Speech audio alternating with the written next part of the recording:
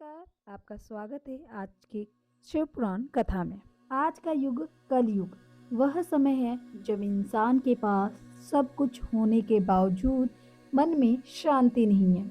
लोग दौड़ते हैं धन, प्रतिष्ठा, सुख और मनोरंजन के पीछे, लेकिन उनके दिल में खालीपन है। रिश्ते हैं लेकिन अपनापन नहीं, मनोरंजन है लेकिन मानसिक शांति नहीं। इस युग में हर इंसान अपने मन, इंद्रियों और इच्छाओं के जाल में फंसा हुआ है। ऐसे समय में भगवान शिव की भक्ति और शिव पुराण की कथा ही सबसे बड़ा उपाय बनती है। ऋषि शौनक ने सूत जी से पूछा था कि इस युग में ज्ञान, वैराग्य और भक्ति कैसे बढ़ती है और साधु पुरुष अपने क्रोध, लोभ और काम वासना जैसे विकारों से कैसे मुक्ति पाते हैं।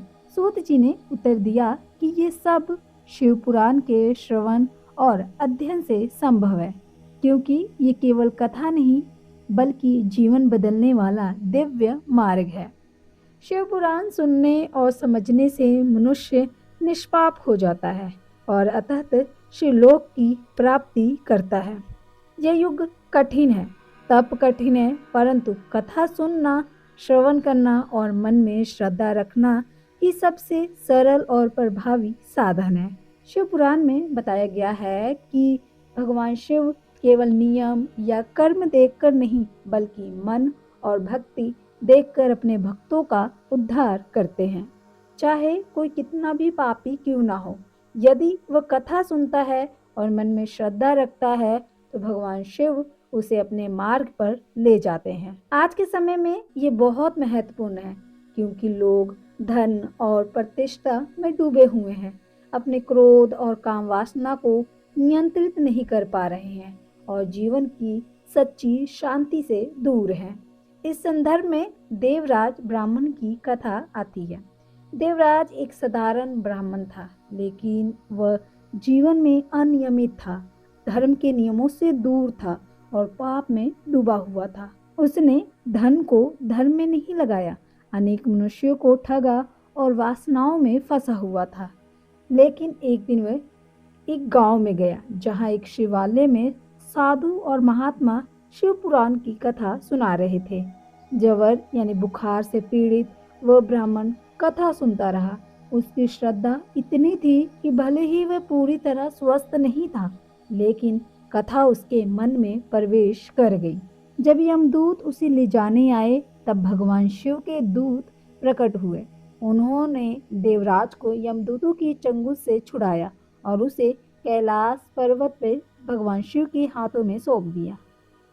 ये दर्शाता है कि भले ही व्यक्ति जीवन में कितना भी पापी क्यों ना हो, शिव भक्ति और कथा उसके उद्धार का मार्ग बन सकती है। आज के टाइम में भी यही संदेश महत्वपूर्ण है। जीवन की असफलताओं, तनाव और भय में फंसे व्यक्ति के लिए शिव पुराण का श्रवण और भक्ति सबसे प्रभावी साधन है।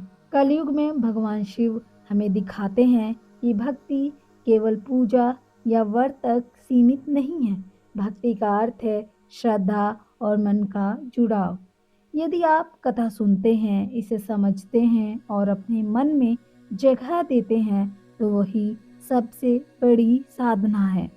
हमारी परेशानियां, क्रोध, लोभ और भय ये सब धीरे धीरे समाप्त होने लगते हैं। देवराज की कथा आज के हर इंसान का प्रतिबिंब है। जैसे वे पाप में डूबा था, आज भी कई लोग अनजाने में अपने कर्मों और वासनाओं के जाल में फंसे हैं, लेकिन शिव की कथा और उनके दूत हमेशा तैयार हैं। आज का यमराज आपके सामने भय का रूप नहीं लेता। आज का यमराज आपका तनाव, डिप्रेशन, चिंता और निराशा के रूप में आता है और उसी समय शिवदूत कथा और श्रद्धा के रूप में आपकी रक्षा करते हैं। यही कारण है कि यदि आप इस वीडियो को अंत तक देख रहे हैं तो ये कोई संयोग नहीं, ये संकेत है कि भगवान शिव आपकी ओर देख रहे हैं और आपका उद्धार करना चाहते हैं। जीवन में यदि रास्ता अटक गया है, मन भारी है और भविष्य डराता है तो याद रखिए, शिव समाधान नहीं देते, वे संभाल लेते हैं।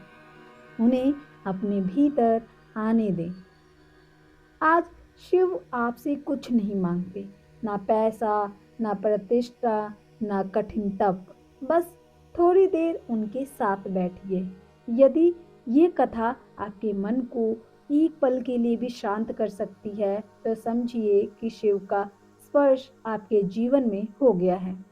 अगली वीडियो में हम आपको सुनाएंगे और भी अद्भुत कथाएं, जिनसे ये सिद्ध होगा कि शिव भक्ति जन्म जन्मांतर चलती है और हर भक्त को अंत में शिवलोक प्राप्त होता है। आज आपने केवल कथा नहीं सुनी, आपने कलयुग के लिए सबसे महत्वपूर्ण साधन सीख लिया है। बस इसे जीवन में अपनाइए और भगवान शिव पर अपना भरोसा रखिए। हर हर महादेव।